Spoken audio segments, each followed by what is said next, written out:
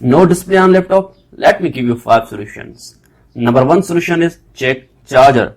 Remove charger and turn on laptop. If it turns on, then hurrah. If it does not turn on, try any other charger. Second solution is check battery. Remove charger and remove battery.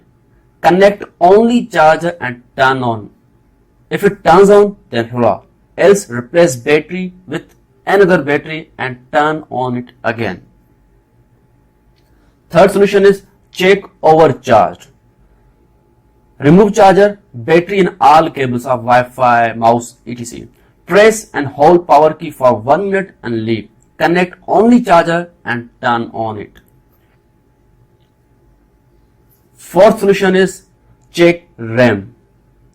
How will you do that? Remove charger, remove back cover of laptop, remove RAM, rub it with soft cloth, brush and insert it again. If it's possible, try any other RAM. Fifth solution is check ribbon.